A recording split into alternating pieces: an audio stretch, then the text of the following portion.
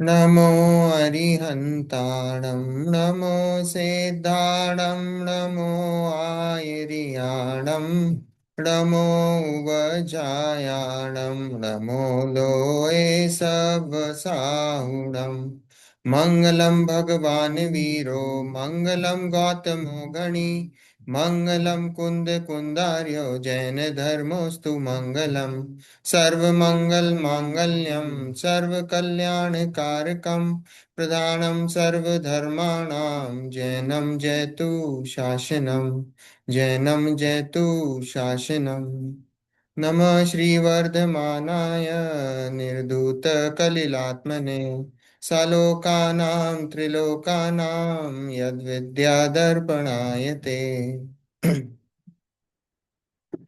रत्नकरण श्रावकाचार्य जी ग्रंथ। और उसमें हम पंडित सदाशिव दास जी हैं, उनका जीवन परिचय देख रहे हैं।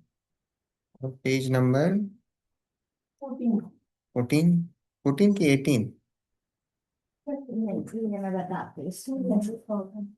है। 18 है ना। पेज नंबर 18 में ये मेरे ख्याल से ये नसिया जी का था ना, हाँ। है ना। इसी श्रृंखला में भव्य सिद्धकूट है ना, यहीं से लेना ना, इसी श्रृंखला में। अगर आपको कन्नड़ खोलना है तो आप कन्नड़ भी खोल सकते हैं, है ना, कन्नड़ भी है तो। चलो, इसी श्रृंखला में कल हमने देखा था कि पंडित जी जो हैं सदाशिव दास जी, वो जोहारमल जी जो थे, तो जोहारमल जी से उनकी अच्छी मतलब मिलना जुलना हो गया था। और वो उनके साथ अजमेर चले गए थे, जयपुर से अजमेर चले गए। और वहाँ पे जो है समो शरण मंदिर बनाने का जो है उनका जो है वो जो जोहारमल जी, उनका भी भाव जागा और सदाशिव दास जी का भी भाव जागा, दोनों का भाव जागा।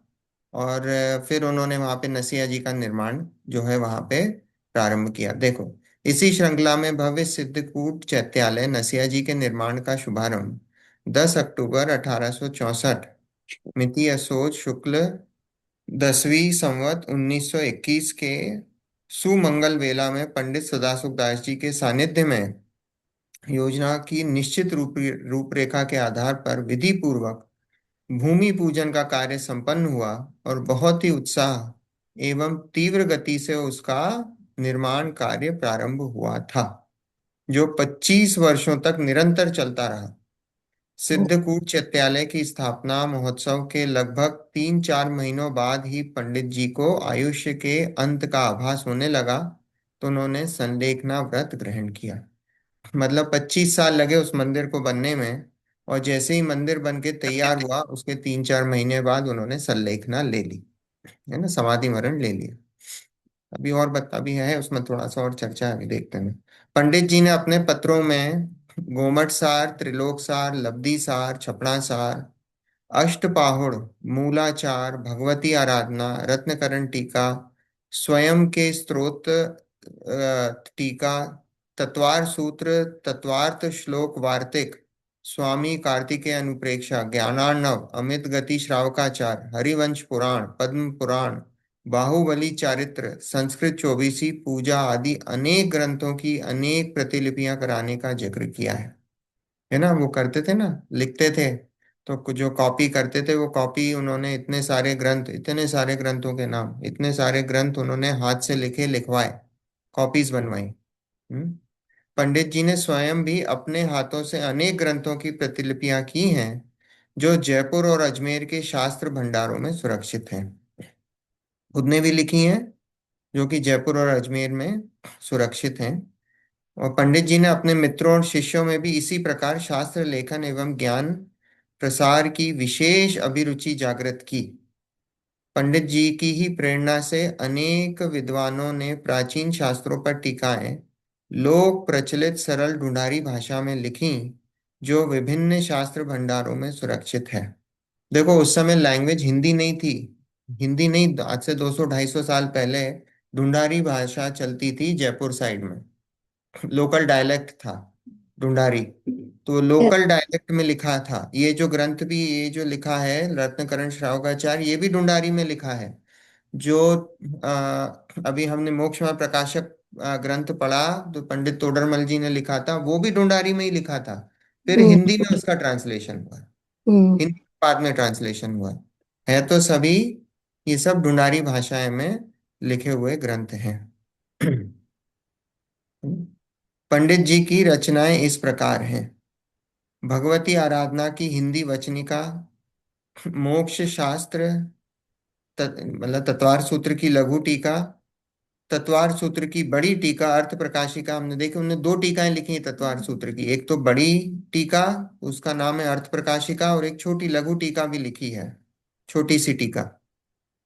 फिर इसके संपादन कार्य में पूरे 2 वर्ष का समय लगा। समय सार नाटक वचनिका, अकलंक काष्टक वचनिका, मृत्यु महोत्सव, रत्नकरण शावकाचार, नित्य नियम पूजा व ऋषि मंडल पूजा, ये इतनी सारी तो पंडित जी की रचनाएं हैं। हम्म। इतनी सारी, है ना, इतनी सारी पंडित जी की रचनाएं हैं। देखो, संलेखना पूर्वक पंडित जी का समाधि मरण। पंडित जी को ग्रंथों की भाषा वचनिका और समाधि मरण संबंधी ग्रंथ लिखते तथा स्वाध्याय जैसे कार्य करते समय उनके मन में समाधि ग्रहण करने के भाव बारंबार या बराबर विद्यमान रहे हैं। यह उनकी स्वयं की लेखनी से प्रतीत होता है। समाधि की जो परिणाम थे पंडित जी को, काफी पहले से थे कि मैं समाधि पूर्वक अपना देह का त्याग करूं। तो लिखा है कि ग्रंथों की भाषा वचनी का, जब ग्रंथों का मतलब जब वो ट्रांसलेट कर रहे थे या उनकी टीकाएं लिख रहे थे, तो लिखा है कि समाधि मरण संबंधी ग्रंथ लिखते तथा स्वाध्याय जैसे कार्य करते समय उनके मन में समाधि ग्रहण करने के भाव बराबर विद्यमान रहे हैं। और ये उनकी लेखनी से प्रतीत होता है। इसमें भी अपनी रत्न ग्रंथ शावकाचार में भी समाधि, अभी समाधि भावना है, इसमें पढ़ेंगे अपन, है ना। भगवती आराधना की भाषा वचनिका समाप्ति के समय उनके स्वनिर्मित पद में उन्होंने कामना की है। अब भगवती आराधना में 4 भावनाएं हैं, मुनियों के अपेक्षा से लिखी गई है, और उसमें समाधि भावना मुख्य रूप से है भगवती आराधना ग्रंथ में। तो उसकी वचनिका जो लिखी है, उसमें उन्होंने खुद के पद लिखे हैं। कौन से? ये जो पद है, मेरा हित होने को और दिखे नहीं जगत में ठोर, याते भगवती शरण जुगही मरण आराधन पाहूं सही। हे भगवती तेरे प्रसाद ते मरण समय मत हो विषाद, पंच परम गुरु पद करि ढोक संयम सहित लहू परलोक। हरो जगत के दुख सकल, करो सुख सदा सुख कंद, लसो लोक में भगवती आराधना मंद। देखो क्या है, मेरा हित हो निष्फल और दीखे नहीं जगत में ठोर, याते भगवती शरण जुगही मरण आराधना पाऊं सही। मेरा हित होने को और मतलब, और दिखे नहीं जगत में ठोर, मुझे मेरा हित इस जगत में और कहीं भी दिखाई नहीं देता। कहाँ है मेरा हित? किस में है? मेरा हित तो इस जिनवानी की शरण में है। मैं जब जिनवानी की शरण में आता हूं, तो मुझे मेरा हित दिखाई देता है ना। दिखे नहीं जगत में ठोर, कहीं पे भी मुझे दिखाई नहीं देता मेरा हित। और भी मरण आराधना पाऊं सही, मतलब मरते समय मेरे परिणाम नहीं बिगड़ जाएं। कई बार ऐसा होता है ना, दुख बीमारी हो गई या कोई ऐसी परिस्थिति बन गई, तो क्या होता है, तो आपका जिनवाणी से देवशास गुरु के प्रति इस तत्व से आपका चित्त क्या हो जाता है, अलग हो जाता है ना। जैसे कहीं बहुत पीड़ा में हो, तो क्या होता है, तो फिर आपको वो पीड़ा पीड़ा दिखाई देती है। हम्म तो लिखा है मरण आराधना पाऊं सही, मैं मरते समय आराधना जो, जो संयम की आराधना है, जो देवशास गुरु की आराधना है, रत्नत्रय की आराधना है, उस आराधना सहित मैं मरण को प्राप्त करूं। हे भगवती तेरे प्रसाद से मरण समय मत हो विषाद। हे भगवती, हे जिनवाणी माँ, तेरे प्रसाद से, तेरे निमित्त से, प्रसाद मतलब या निमित्त से, तेरे निमित्त से मरण समय मत हो विषाद। मरते समय किसी प्रकार का विषाद ना हो। विषाद मतलब किसी प्रकार खेद खिन्नता दुख नहीं हो। देखो, अगर दुख होगा, शरीर में दुख होगा, दुख तो होगा, बीमारी होगी, दुख बीमारी होगी, शरीर में दुख होगा, है ना। पर जो ज्ञानी होता है उसकी दृष्टि शरीर पे नहीं होती है ना। ज्ञानी अज्ञानी में फर्क क्या है? जो ज्ञानी है उसकी दृष्टि शरीर पे नहीं है, जो अज्ञानी है उसकी दृष्टि किस पे है? शरीर पे है। अब ये जो दुख हो रहा है, ये मान लो कहीं पे दर्द हो रहा है, तो ये दर्द मुझे हो रहा है कि वो दर्द शरीर में है? वो शरीर में है, मेरे में नहीं है। मेरी दृष्टि तो क्या है, स्वभाव पे है, मैं कैसा हूं? मैं तो ज्ञाता दृष्टा हूं, जानने देखने वाला हूं। ये जो दुख बीमारी हुई है, ये कहाँ हुई है? ये तो शरीर में हुई है, मुझ में थोड़ी हुई है। मैं शरीर थोड़ी हूँ। क्यों अंकल, शरीर हूं क्या मैं? नहीं हूं, मैं तो आत्मा हूँ। आत्मा, मैं तो आत्मा हूँ। और ये जो दुख हुआ है, जो बीमारी हुई है, ये तो शरीर का परिणमन है, ये तो शरीर है, पर ये तो जब बॉडी में दुख, हुई है। मयूर, जब हाँ। दर्द होता है, परेशानी होती है, तो आदमी का दिमाग भी तो उधर नहीं जाता ना। ये भी तो बात हो जाती है। तो पुरुषा वही तो है ना, आपको श्रद्धान की, दृढ़ता की कमी है। उसी में ही तो, हम्म। उसी समय तो ये पुरुष, इसी के लिए ये सब तैयारी है। ये शास्त्र स्वाध्याय क्यों कर रहे हैं हम? कि हमें भी ऐसी जब दुख बीमारी होगी, हमारा भी जब ऐसा समय आएगा, तो कभी कोई बोल के तो आता नहीं है। हम्म, हम्म।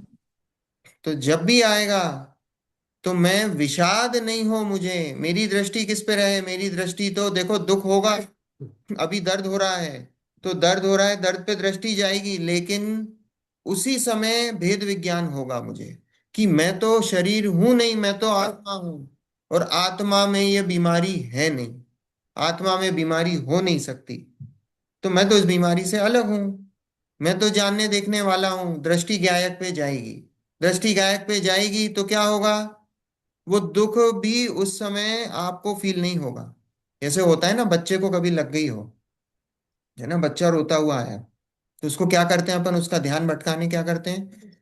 उसको डिस्ट्रैक्ट करेंगे, उसको कोई फोन दिखाएं, टीवी दिखा दें, कहीं और कुछ दिखा, देखो देखो उधर देखो, है ना, वो चिड़िया उड़ रही है, वो ये खेलते हुए दिख रहा है, तो क्या होगा? दर्द तो हो रहा है उसको, पर वो उस समय क्या होगा? डिस्ट्रैक्ट हो जाएगा, उसकी दृष्टि वहां चली जाएगी, दर्द को भूल जाएगा।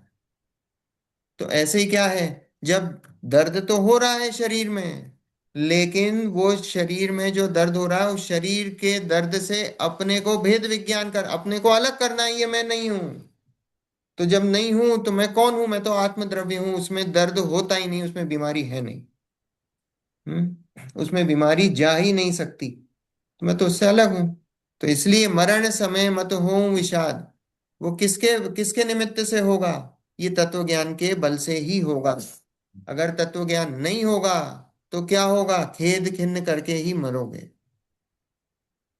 ऐसे ही है, जब छूटती है ऐसी ना चीजें तो ऐसे ही है, बहुत दुख होता है। हम्म परिवार छूट रहा है, खुद दुख बीमारी का, वो दुख बीमारी का दर्द तो कम है। वो जो राग द्वेष का जो है ना, मोह राग द्वेष का जो तंतु जुड़ा हुआ है, वो टूटने का दुख सबसे बड़ा दुख है। वो सबसे बड़ा दुख है। वो जो है ना, वो उसका उसका दर्द सबसे ज्यादा है। अब ये जिनवाणी क्या बताती है कि भाई ये मोह राग द्वेष करके तू अनादि काल से कितनी बार, अनंत बार मरण को प्राप्त कर चुका है? कितने मरण को प्राप्त कर चुका है, फिर भी जो है तेरे को शांति नहीं हुई। अगर उससे शांति होती तो क्या बात थी? हम्म? संसार चक्र में घूम रहा है। देखो, पंच परम गुरु पद करी ढोक, संयम सहित लहू पर लोक। पंच परम गुरु पद करी ढोक, पंच परमेष्टियों को ढोक करूं। नमस्कार। पंच परमेष्टियों को नमस्कार करूं। और संयम सहित लहू पर लोग, मतलब पंच परमेष्टियों को याद करके अपने मरण समय में पंच परमेष्टियों को भूल नहीं जाऊं। हम्म?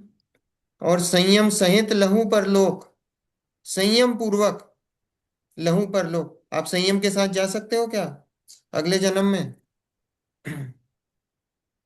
संयम नहीं। लेके जा सकते हो? नहीं जा सकते हो। तो फिर यहाँ क्यों लिखा है संयम सहित लहू पर लोग? संयम लेके आप मुनि अवस्था में भी जाओगे ना, देह का त्याग करोगे, तो कौन से गुण स्थान में जाओगे अगले अगले भाव में? चौथे पांचवे। चौथे गुण स्थान में, हम्म, चौथे ही गुण स्थान में जाओगे। श्रेणी के काल में भी अगर मृत्यु हो गई है तो कहाँ गिरोगे? चौथे गुण स्थान में गिरोगे। चौथे गुण स्थान वाला संयमी है कि असंयमी है? असंयमी है। संयमी। असंयमी है। तो असंयमी है तो यहाँ लिखा क्यों है संयम सहित लहू परलोक? इसका मतलब ये है कि जब मैं मरण की अवस्था में हूं उस समय संयम को धारण करूं। ये नहीं है कि मैं संयम लेके परलोक में जाऊंगा, क्योंकि संयम लेके आप दूसरे गति में नहीं जा सकते हो। तीर्थंकर भी जन्म लेते हैं तो कौन से गुण स्थान में जन्म लेते हैं? चौथे गुण स्थान में जन्म होता है चौथे। तीर्थंकरों का भी। हम्म, चौथे गुण स्थान में जन्म होता है, अविरत ही होते हैं। हम्म? तो संयम सहित लहू पर लोक मतलब संयम के काल में मेरा मरण हो। संयम लेके जाने वाली बात नहीं है कि संयम में लेके। संयम मतलब व्रत। संयम मतलब होते हैं व्रत। अब जो व्रत होते हैं, सम्यक दर्शन, अब ये जो गुणस्थान, अभी देखो, अभी आप धीरे धीरे, अभी टाइम लगेगा। अभी गुणस्थान, आपने गुणस्थान सुने, नाम सुना कभी? नाम सुना है ना गुणस्थान? अब गुणस्थान की अभी आप बार बार सुनोगे, जब गुणस्थानों की चर्चा चलेगी, वो धीरे धीरे आपको पूरा ज्ञान में पूरा सब एक साथ बैठेगा वो आपके, है ना? वो क्योंकि ये भी क्या है कि अभी टॉपिक से थोड़ा अपन, हाँ, अभी इतना समझ लो, संयम मतलब व्रत होते हैं। और व्रत जो होते हैं, वो व्रतों की अवस्था ऐसी होती है कि आप यहाँ पे मनुष्य, सिर्फ मनुष्य गति में ही व्रत धारण कर सकते हो। बाकी जो तीन गतियां हैं उसमें व्रत जीव धारण नहीं कर सकता। देवगति वाले भी व्रत नहीं, संयम धारण कर सकते। इसलिए देवगति वालों को मोक्ष नहीं है। मोक्ष कौन सी गति से है? सिर्फ मनुष्य गति से है। तो नरक वाले मोक्ष जा नहीं सकते। तो नरक कोई वाले ऐसा देव संयम नहीं होता धारण कर सकते। है नरक वाले कौन सी गति, कौन सी गुण स्थान तक जा सकते हैं? चौथे गुण स्थान तक। नारकी फोर्थ गुण स्थान तक, 14 गुण स्थान होते हैं। तो ठीक है? कोई गुण भी स्थान देव मतलब आप सीढ़ियां हैं। संयमी नहीं होता? क्या पूछ रहे हैं? कोई भी देव संयमी नहीं हो सकता? नहीं, कोई देव नहीं। संयमी नहीं, चौथा गुण स्थान है ना। नहीं, देवताओं को संयम नहीं है। मतलब कोई तो होता तो होगा बिरला। नहीं, तो ऐसे देव थोड़ी की बात कर रहे हैं ना। है। ऐसे नहीं होता देव, कोई बिरला या कोई, वो तो जो वहां पे जो जैसी व्यवस्था है वो व्यवस्था है। तो देव गति में चौथा गुण स्थान है, नरक गति में चौथा गुण स्थान से ऊपर नहीं। सिर्फ त्रियंच गति है। त्रियंच गति में पांचवें गुण स्थान तक, गुण स्थान मतलब समझ लो सीढ़ियां हैं। राइट? हम्म।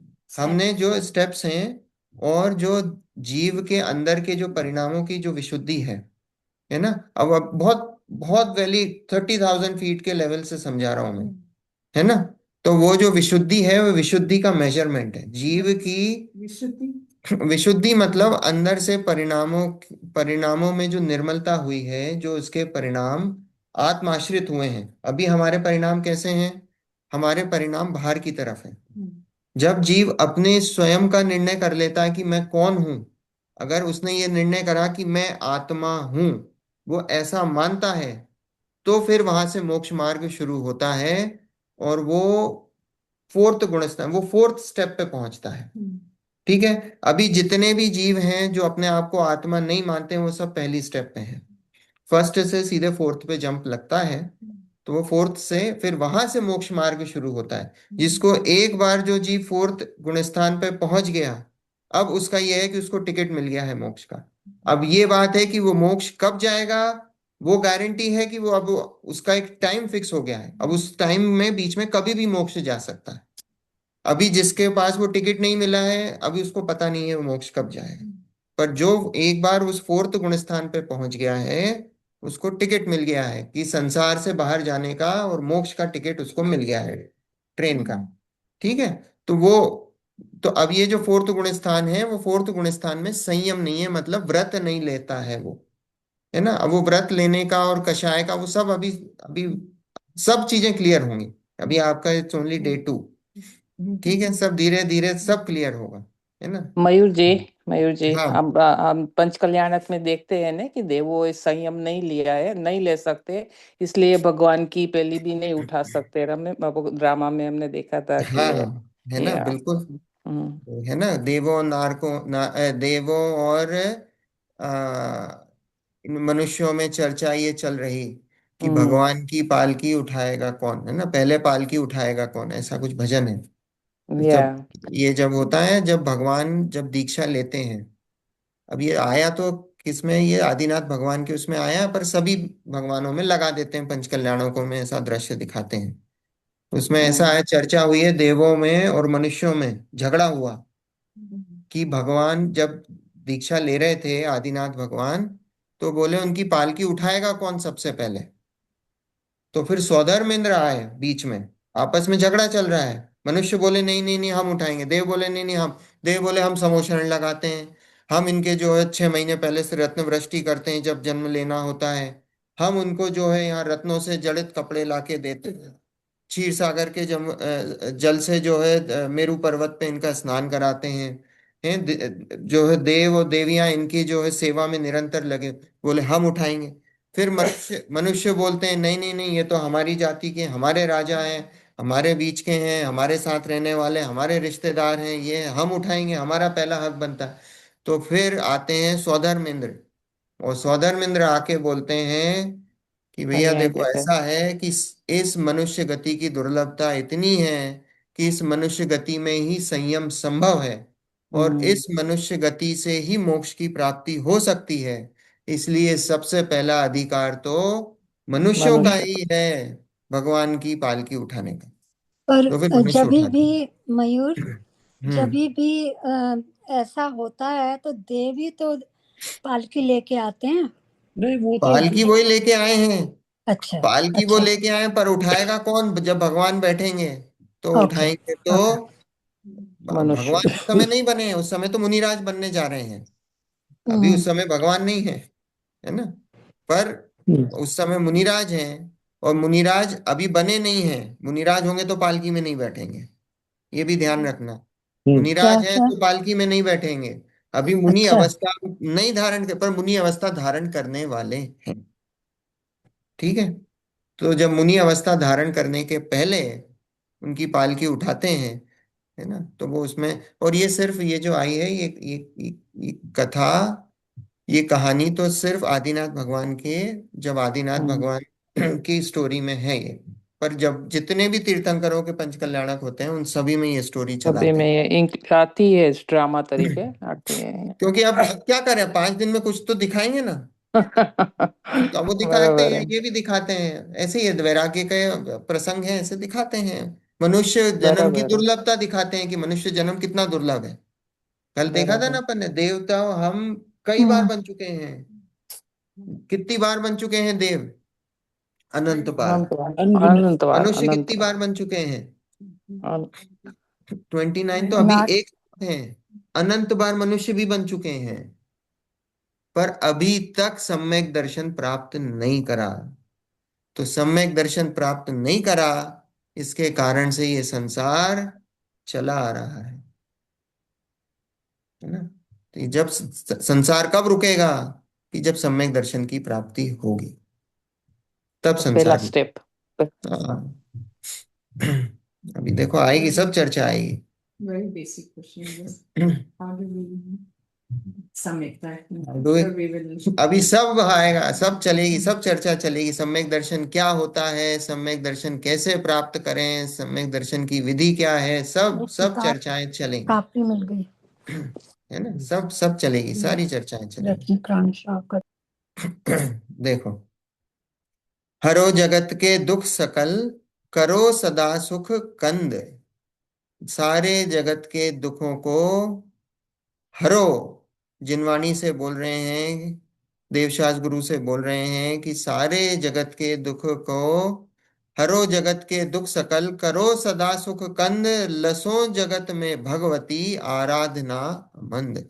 जिनवाणी से बोल रहे हैं, जिनवाणी का स्वाध्याय करके बोल रहे हैं कि ये सारी जिनवाणी क्या है, ये जिनवाणी, ये देवशास गुरु जगत के सारे दुखों को हरने वाली है।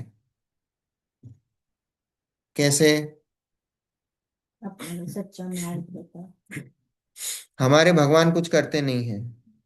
हमारे भगवान किसी को देते नहीं हैं, किसी को लेते नहीं हैं। और भगवान क्या, वस्तु व्यवस्था ही ऐसी ही है। एक भी जीव किसी का, ना किसी को दुखी कर सकता है ना सुखी कर सकता है। ये सब भ्रम है। हम बोलें कि साहब हमने अपने बच्चों को पढ़ा लिखा के बड़ा करा, क्या है? मिथ्या मान्यता है। मिथ्या मान्यता है। एक द्रव्य दूसरे द्रव्य का कुछ भी नहीं कर सकता। तो फिर यहाँ क्यों लिखा हरो जगत के दुख सकल करो सदा सुख कंद? तो ये कैसा है? ये व्यवहार का कथन है कि जो जिनवाणी की शरण में आता है वो क्या होता है? जिनवाणी उसके दुख को हर लेती है। कैसे हर लेती है?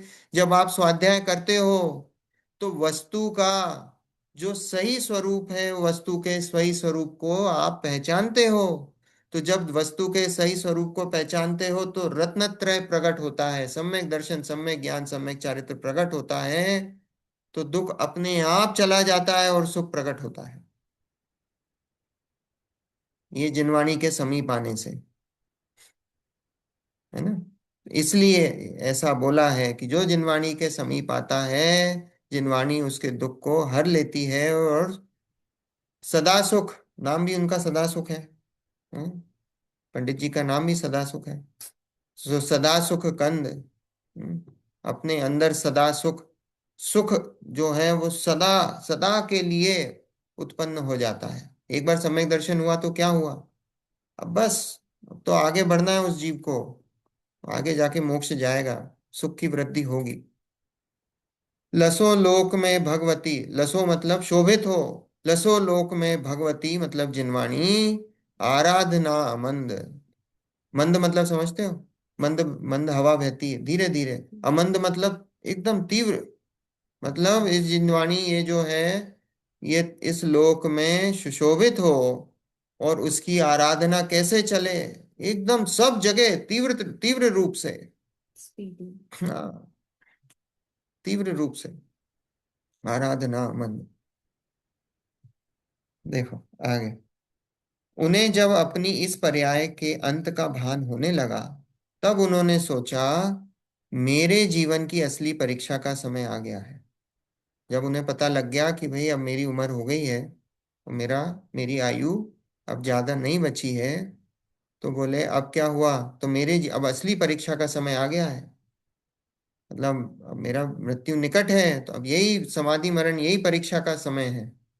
तो परीक्षा का समय आ गया है। उन्हें ऐसा भान रत्नकरण श्रावकाचार्य की टीका करते समय हो गया था। उन्होंने षष्ठ भावना अधिकार के अंत में लिखा है, देखो 8 इसमें अधिकार हैं, 8 चैप्टर्स हैं रत्नकरण शावकाचार्य में। जो सिक्स्थ हम्म। चैप्टर भावना अधिकारी उन्होंने अपने मन से लिखा है। ये जो समंत भद्राचार्य है वो लिखे, वो नहीं लिख के गए ऐसा, ये इन्होंने खुद ऐड करा है। और अभी यहाँ देखो इसमें लिखा उन्होंने, अनेकांत भावना, अगला पैराग्राफ, अनेकांत भावना और समय सार आदि भावना वर्णन करनी चाहिए, परंतु आयु काय का अब शिथिल पनाते ठिकाना नहीं, इसलिए कथन को समेटकर मूल ग्रंथ का कथन लिखना चाहिए। अब उनको और भी थी ये 2 भावनाएं और लिखनी थी। कौन सी? एक अनेकांत भावना और समय सार आदि और भी भावना, समय सार आदि और भावना, 2 क्या और भी लिखनी थी, अनेकांत भावना और समय सार आदि भावनाएं और लिखनी थी। परंतु उन्होंने क्या देखा कि भाई अभी जो बाकी के और अभी ग्रंथ बाकी है, अभी मैं 6th पे ही अटक गया और मेरी मृत्यु हो गई तो ग्रंथ कंप्लीट नहीं होगा। तो उन्होंने फिर भावना अधिकार वहीं पे पॉज कर दिया और बाकी के जो 2 अधिकार हैं उसको फिर फिनिश करा, उस ग्रंथ को कंप्लीट करा, ऐसा, है ना। तो अनेकांत और समय सारादि नहीं नहीं लिखा है। नहीं नहीं लिख पाए, नहीं है इसमें, है ना, नहीं लिख पाएंगे। तो मूल ग्रंथ का कथन, कि उन्होंने बोला मूल ग्रंथ का लिखना चाहिए, क्योंकि वो अपने मन से लिख रहे थे, नहीं भावनाएं तो लिख रहे थे, ऐड कर रहे थे, षष्टम अधिकार भावना अधिकार जो है। तो बोले वो अपने मन से, पर वो और लिखना चाहते थे, लिख नहीं पाए।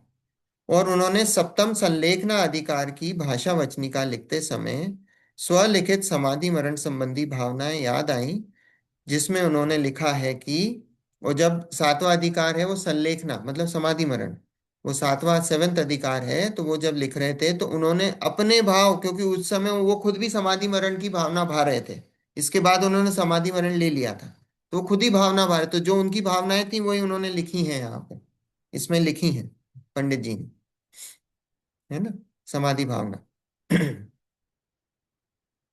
समाधि मरण के समान इस जीव का उपकार करने वाला कोई नहीं है।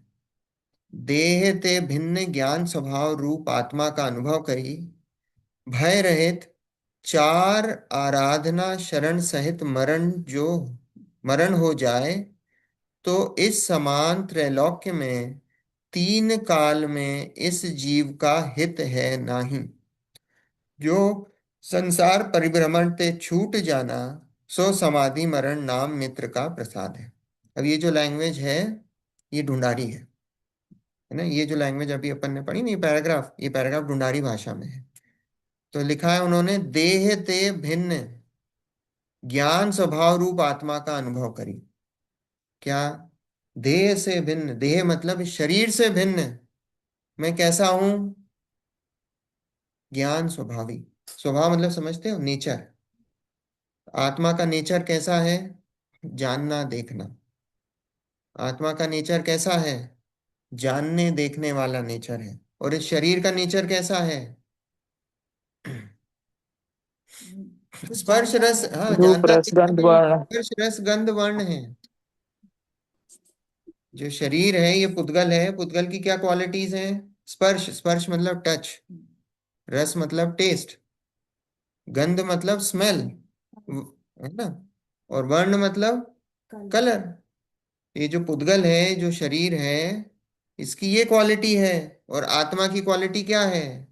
आत्मा की क्वालिटी जानना देखना है, ज्ञाता दृष्टा। क्या था दृष्टा है। यहाँ लिखा देह ते भिन्न। ज्ञानानंद स्वभावी हूं ना, क्या है वो? ज्ञान और आनंद मेरा स्वभाव है। ज्ञान और आनंद, आनंद मतलब यहाँ सुख। जहां जीव ने अपने आप का स्वभाव माना कि मैं जानने वाला हूं, उसी समय आनंद अपने आप वहां बरसने लगेगा। तो इसलिए बोला ज्ञानानंद स्वभावी हूं, पहले ज्ञान को रखा है और बाद में आनंद को रखा है। आनंद ज्ञान स्वभावी नहीं बोला, ज्ञानानंद स्वभावी बोला है। तो क्यों बोला है? क्योंकि पहले ये निर्णय करो, नक्की करो कि मैं कैसा हूं, कि मैं जानने देखने वाला हूं। मेरा स्वभाव नहीं, कैसा है? यहाँ जानने देखने पे वाला है। देखने से मतलब सीइंग है, या देखने से मतलब दृष्टा से मतलब दर्शन से है? दर्शन, देखो दर्शन इधर जो है, दर्शन मतलब सामान्य अवलोकन, है ना। दो प्रकार, अब देखो दर्शन गुण दो प्रकार के बताए ना। अब दर्शन गुण दो प्रकार के मतलब इन द सेंस, एक दर्शन, हम श्रद्धान को भी दर्शन बोलते हैं, सम्यक दर्शन बोलते हैं ना। वो सम्यक दर्शन क्या है? वो सम्यक श्रद्धान है, वो श्रद्धा गुण है, पर उसको दर्शन भी बोला जाता है। पर एक जो वास्तव में जो दर्शन है, वो दर्शन कैसा है? ये जो उस दर्शन की बात है, ये जो हम जानने देखने वाला बोलते हैं ना, तो वो जानने देखने वाला कैसा है? कि जब हम कभी भी किसी वस्तु का ज्ञान होता है, हम कोई भी वस्तु जानने में आती है, तो जानने के पहले दर्शनोपयोग होता है और फिर ज्ञानोपयोग होता है। वो तो ये दर्शनोपयोग ऊपर कैसा देख। होता है? कि हम वो हम्म। पकड़ नहीं पाते हैं। वो इतना एक समय का दर्शन, जैसे हमने मान लो कि इस फोन को जाना, तो वो जाना इस फोन को, तो उस जानने के पहले दर्शनोपयोग होता है। अब वो दर्शनोपयोग कैसा होता है? कि वो एक समय में पहले दर्शन होगा और फिर उसके बाद जानना, और जानने में अलग अलग स्टेजेस होती हैं। जानने में अलग अलग, अपन देखा ना, अवग्रह, इहा, अवाय और धारणा, वो ऐसी अलग अलग स्टेजेस होती हैं जानने की, और उसके पहले होता है दर्शनोपयोग। तो दर्शनोपयोग में सिर्फ सामान्य अवलोकन होता है। सामान्य अवलोकन ऐसा होता है कि अभी इतना समझ लो कि कुछ है, बस इतना, वो दर्शनोपयोग इतना सा है कि कुछ है। अभी ये डिस्टिंक्शन नहीं हुआ क्या है क्या नहीं है, कुछ भी नहीं पता, कुछ है, बस वो दर्शनोपयोग। तो वो जो दर्शनोपयोग है वो हम पकड़ नहीं पाते हैं। वो केवली जो होते हैं, उन्होंने बताया कि आपको दर्शनोपयोग होता है। आपका जो जानना होता है, ज्ञानोपयोग होता है, वो दर्शनोपयोग पूर्वक ज्ञानोपयोग होता है। पहले दर्शन होता है फिर ज्ञान होता है, दर्शन होता है फिर ज्ञान होता है। पर वो इतनी जल्दी होता है क्योंकि एक समय कितना है, एक सेकंड में असंख्यात समय होते हैं। एक सेकंड का जो काल है उसमें असंख्यात समय। अब एक सेकंड को आप असंख्यात उसमें डिवाइड कर लो, और वो दर्शनोपयोग उसमें से एक समय का है, तो उसका काल कितना सा हुआ। बहुत ज्यादा। नैनो भी अपन पकड़ ही नहीं सकते, नैनो तो बहुत बड़ा हो गया, नैनो सेकंड तो बहुत बड़ा हो गया, पीको सेकंड भी बहुत बड़ा है उसके आगे, है ना। पीको सेकंड को भी आप 100, उस 100 मतलब इन द सेंस कि 100 लॉग्स, 100 लॉग्स भी बहुत बहुत बहुत बड़ा है ना।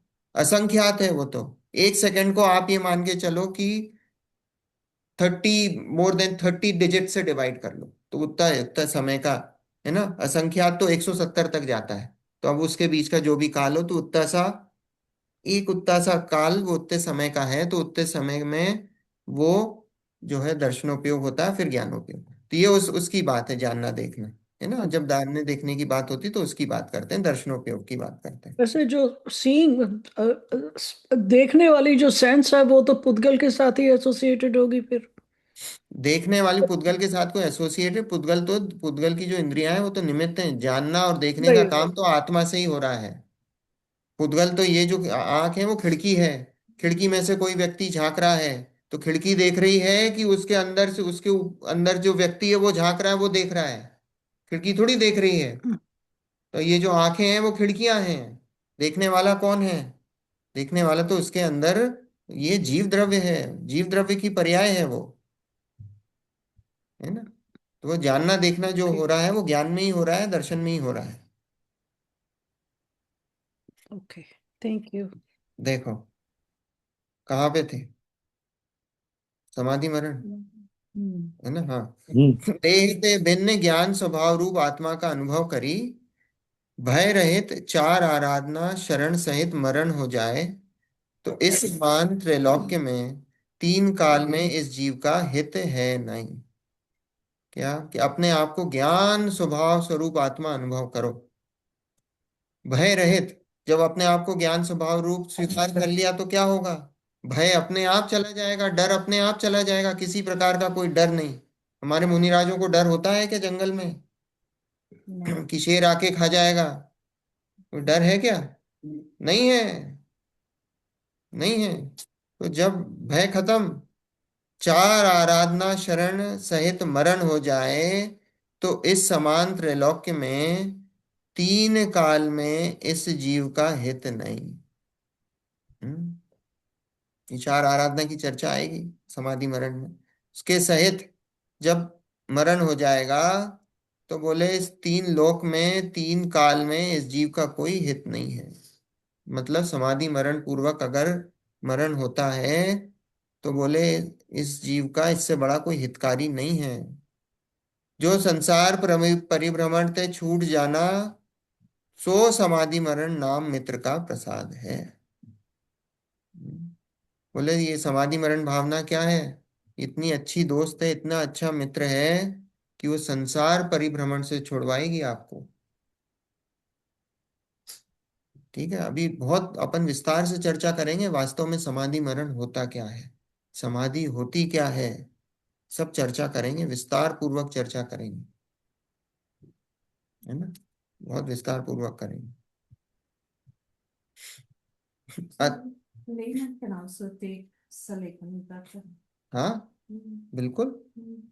ये देखो ग्रंथ किसके लिए है, ये श्रावकों के लिए लिखा है, और श्रावकों को ही समाधि, ये जो सम्यक दर्शन होता है, ये सम्यक दर्शन श्रावकों को ही होता है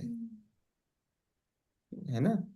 मुनिराज कौन सी, मुनिराज सिक्स्थ सीढ़ी पे हैं, सिक्स्थ से ऊपर मुनिराज हैं, है ना, 6th to 12th मुनिराज हैं। 13th 14th अरिहंत भगवान है, और सिद्ध तो 14th के बाद, सिद्ध किसी सीढ़ी पे नहीं है। पर 1 to 5 जो है वो कौन है? वो श्रावक है। श्रावक। हमने बोला 4th सीढ़ी से धर्म शुरू हो जाता है।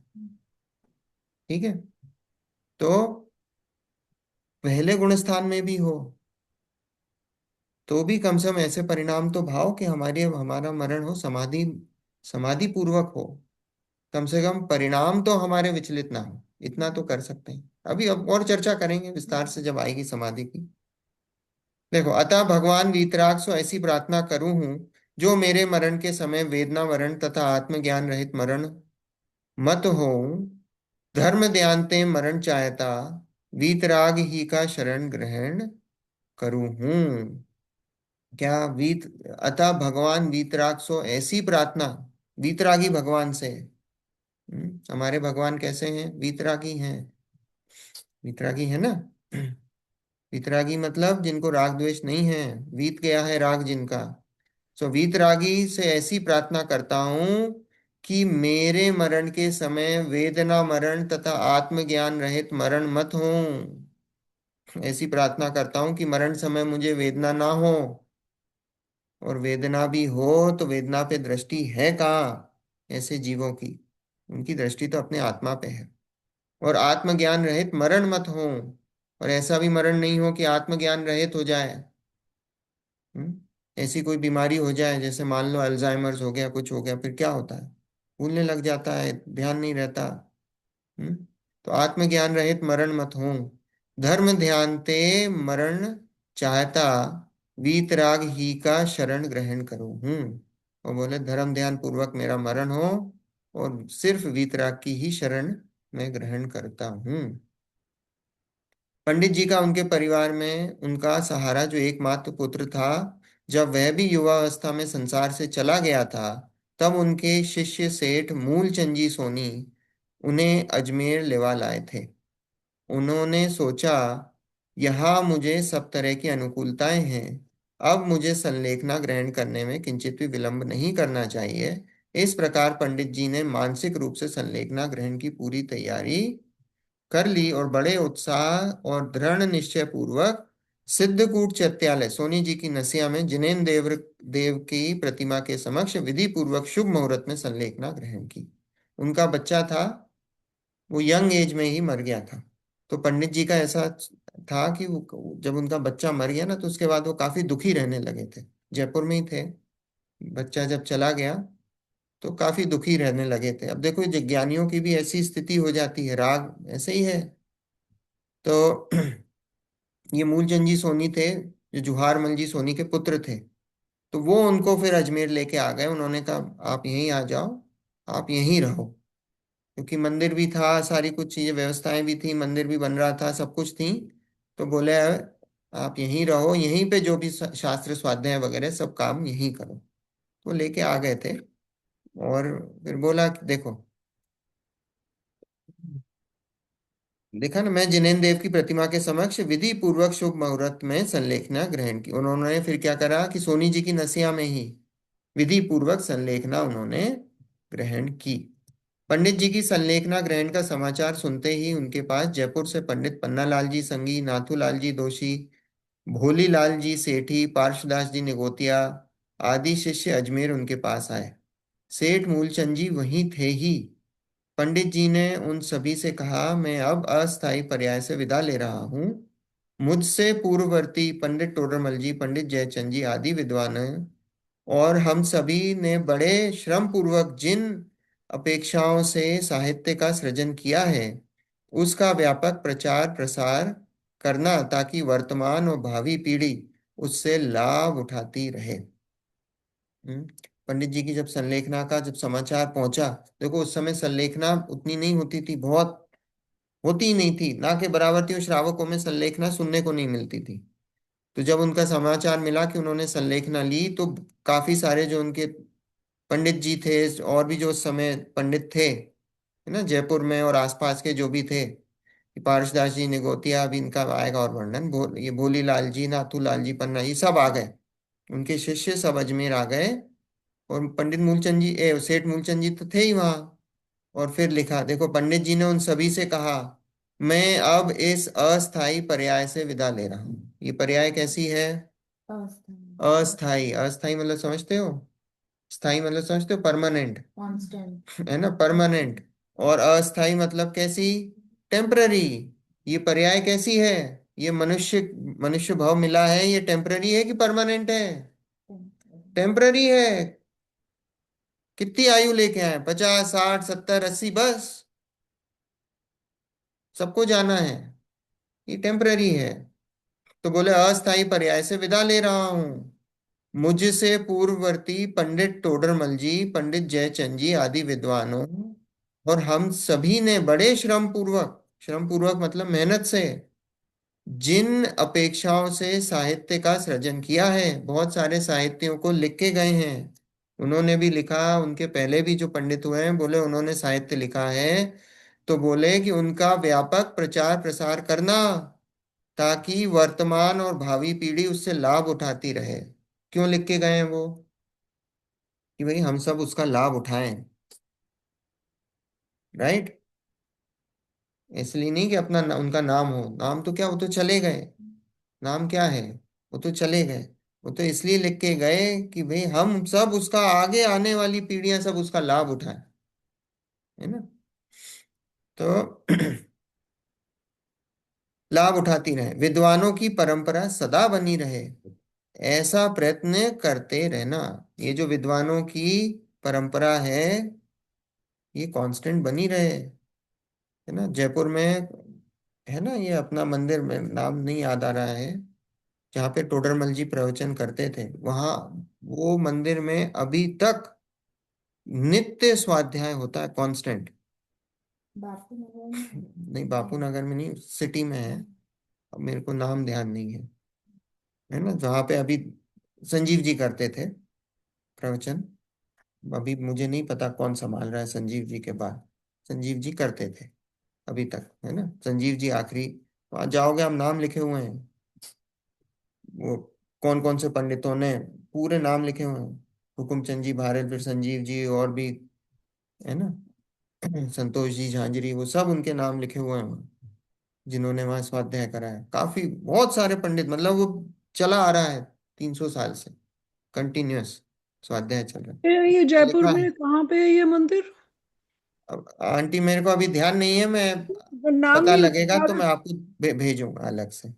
डाउनटाउन में है मतलब, सिटी नहीं, में? अब वो, हाँ सिटी में है, अब मैं सिटी में आपको मैं फोटो भेजूंगा। भेज दूंगा आंटी अभी ग्रुप पे। ओके, ठीक है, थैंक यू। देखो, विद्वानों की परंपरा सदा बनी रहे, ऐसा प्रयत्न करते रहना। सच्चे ज्ञान की अजस्र धारा सदा प्रभावित रखना ही माँ जिनवाणी की सच्ची आराधना, उपासना है। बोले ये धारा निरंतर, निरंतर सदा प्रभावित रखना ही माँ जिनवाणी की सच्ची आराधना है। इससे समाज मिथ्यात्व और शिथिलाचार की ओर प्रवृत्त होने से बचा रहेगा।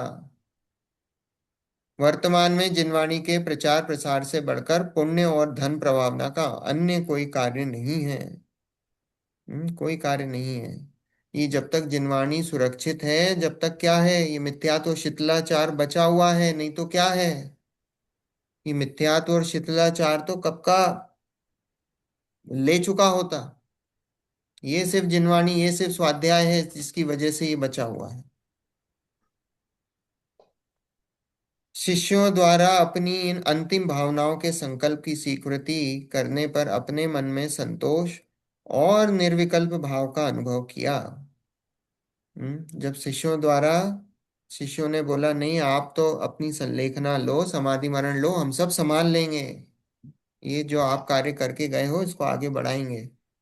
तो इतना जब हुआ तो उनको संतोष हुआ, फिर उन्होंने निर्विकल्प भाव का अनुभव करा, हाँ कि भाई मैंने जो करके गया हूँ आगे संभला दिया है।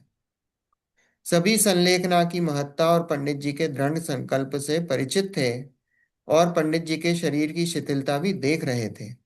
अतः अंतिम समय तक इनके साथ रहने तथा इस महत् कार्य में सहयोग देने की इच्छा से ये सभी विद्वान अजमेर में ही रुक गए। वो सभी विद्वान अजमेर में रुक गए, उनकी संलेखना कराने। शरीर को देख लिया था, शिथिल पड़ गया था, है ना। वहीं रुक गए, उन्होंने देखा बीमार हो गए हैं, शरीर भी, बॉडी भी फ्रेल हो गई है, रुक गए अजमेर में वहीं सही संलेखना कराने। संलेखना के ग्रहण का समाचार बिल्ली बिजली की तरह फैल गया। इसका प्रायोगिक रूप, वह भी किसी श्रावक द्वारा इसको ग्रहण करके जीवन सार्थक करते देखने का तत्कालीन लोगों के समक्ष वह प्रथम सुअवसर था। पहली बार देखने मिल रहा था, नहीं तो देखने नहीं मिल रहा था। इसके पहले कोई संलेखना लेने वाला कोई मिला नहीं, दिखा नहीं। पंडित जी की संलेखना पूर्ण दृढ़ता पूर्वक और क्रमशः चतुर्विध आहार के त्याग के साथ पूर्ण साधना और संयम पूर्वक सद रही थी। 4 प्रकार के आहार का त्याग करा। कौन कौन से? और डाइट नहीं, आहार ये जो सारे और कौन कौन से हैं? लेपा, खाद्य, लेपा हाँ, खाद्य पेय लेप और विषय भी कहते हैं नहीं, स्वाद। स्वाद। खाद्य खाने का। 4 प्रकार के हम्म, आहार कौन से हैं? 4 प्रकार के आहार। आहार तो वैसे 6 प्रकार के हैं, पर 4 प्रकार के आहार को छुड़वाते हैं। 4 प्रकार के आहार कौन से? एक तो खाद्य, जो भी कुछ हम खाते हैं। पेय मतलब जो भी कुछ हम पीते हैं। स्वाद मतलब स्वाद के लिए, जैसे हम पान मसाला, सौंफ सुपारी वो। और लेप मतलब जैसे हम बाम वगैरह लगाते हैं, क्रीम वगैरह लगाते हैं, वो लेपाहार कहलाता है। स्वाद, खाद्य पेय, स्वाद और लेपा। हाँ, है ना। ऐसे 4 प्रकार के आहारों का त्याग कर, वास्तव में जो आहार का त्याग होता है ना, जैसे हमने रात्रि भोजन का त्याग करा, तो ये 4 प्रकार के आहार का त्याग बोलते हैं। कि भाई हम हमारे रात में पचकान पानी भी करते नहीं हैं। पिएंगे, खाना भी नहीं खाएंगे, हम जो है कोई स्वाद, कोई पान मसाला या कोई सौंफ सुपारी नहीं लेंगे, और लेप भी नहीं लगाएंगे, बाम भी नहीं लगाएंगे, क्रीम भी नहीं लगाएंगे।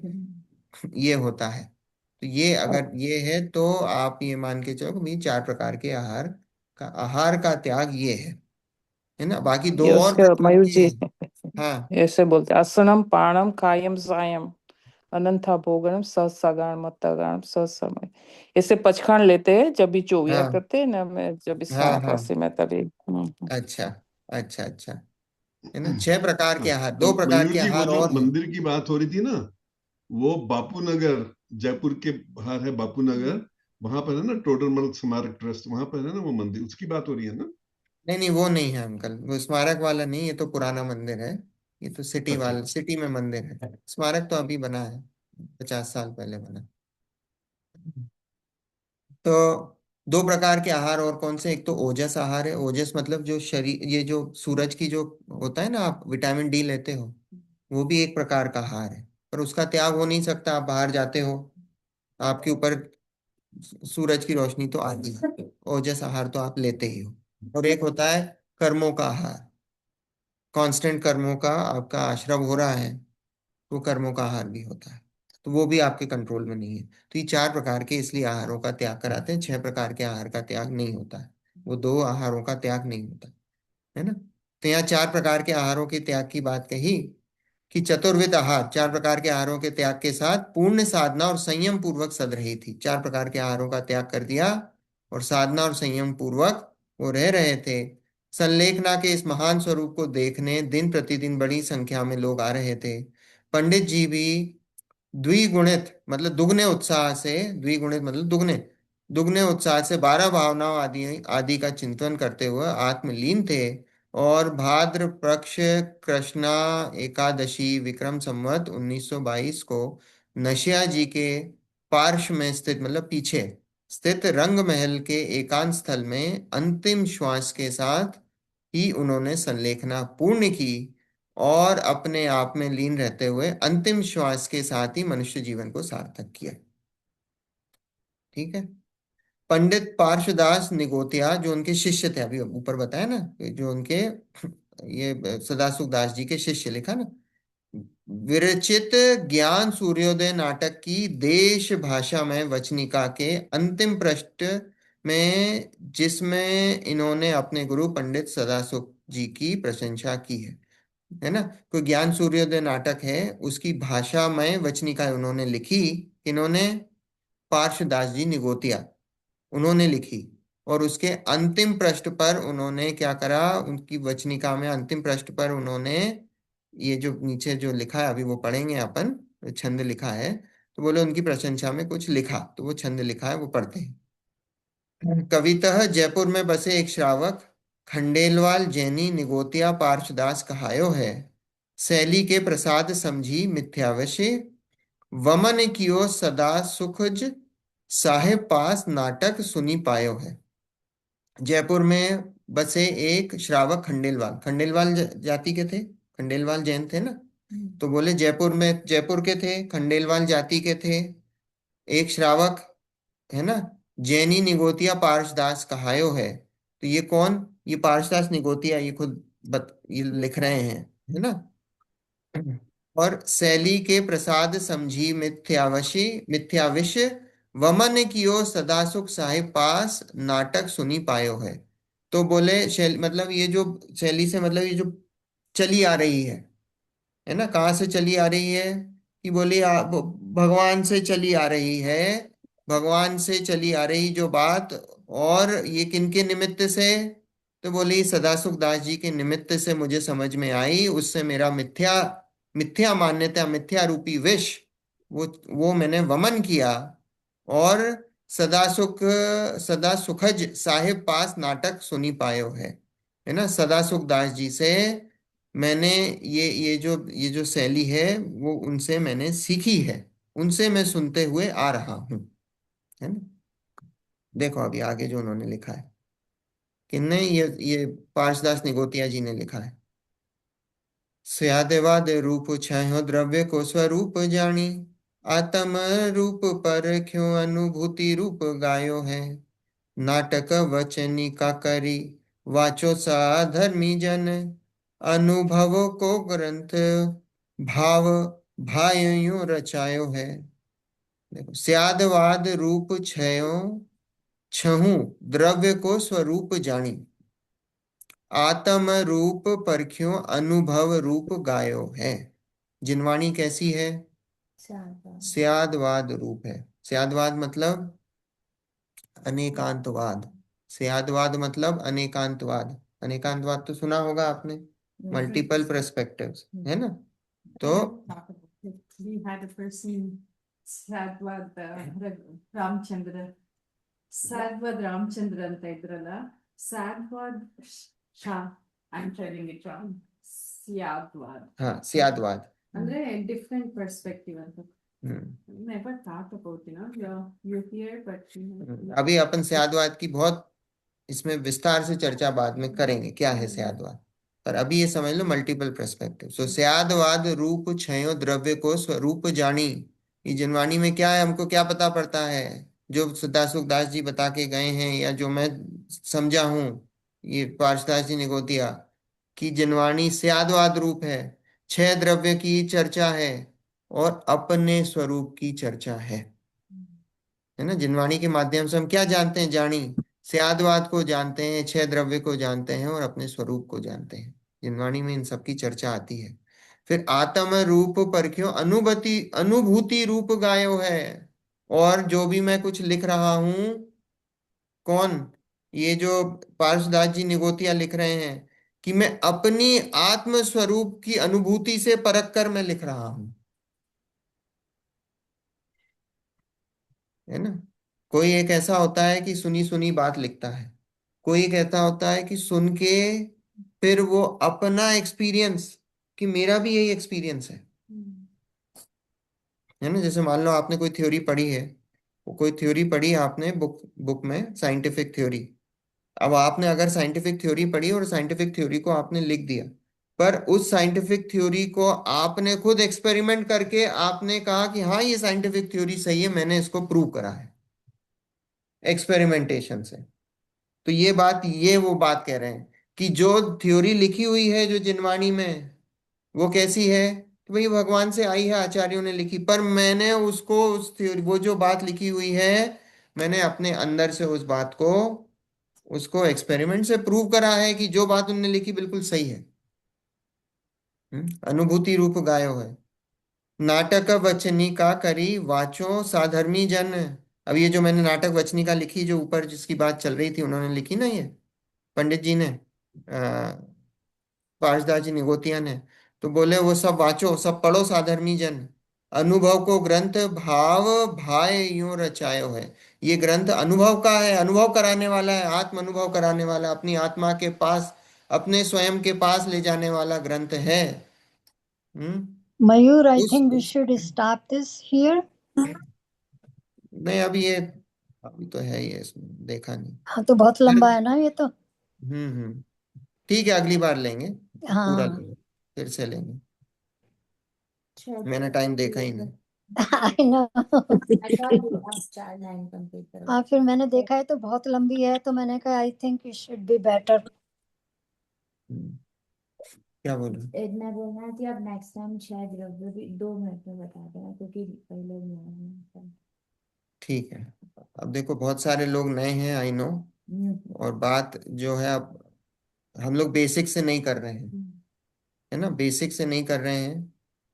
और अब ग्रंथ चल रहा है, तो ग्रंथ के लिए ये मान के चलते हैं कि थोड़ा बहुत बेस आपका तैयार होगा, है ना। बेसिक हमारा चल चुका है। और फिर कई बार ऐसा होता है, मेरे भी परिणाम आते हैं, लोगों का चेहरा देखता हूँ, ये देखता हूँ कि समझ में आ रहा है नहीं आ रहा है, कितना समझाऊं, कितना क्या बताऊं। फिर ये भी है कि कुछ लोगों को ने कर रखा है, तो उनके लिए फिर वो हो जाएगा कि भैया ये तो हमने कर रखा है, फिर ये घुमा रहे हैं, फिर ये घुमा रहे हैं। इसलिए थोड़ा सा बैलेंस करके, पर ये मान के चलो, अगर आप थोड़ा सा साहस रखोगे, पेशेंस रखोगे, तो सब बात समझ में आएगी, है ना। क्यों? क्योंकि ये बात अपने स्वयं की चल रही है। तो जब अपने स्वयं की बात चल रही है, तो ऐसा हो नहीं सकता कि हमको वो बात समझ में ना आए।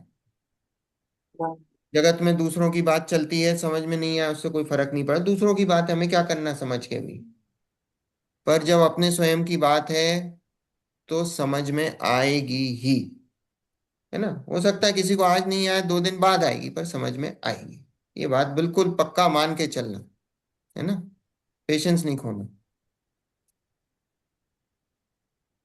चल, जिनवाणी स्तुति।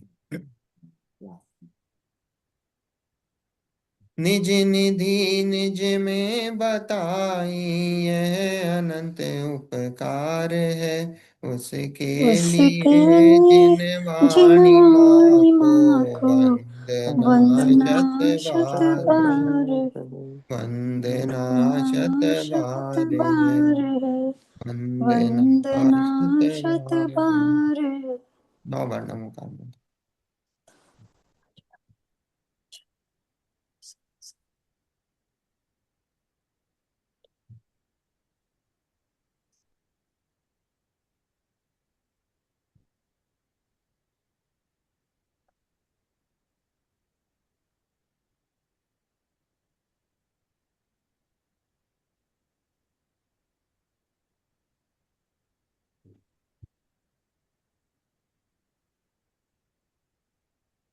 जय जिनेन्द्र। जय जिनेन्द्र। जय जिनेन्द्र। जय जिनेन्द्र। जय जनेन। जय जय जिनेन्द्र। जिनेन्द्र एवरीवन। जय जिनेन्द्र।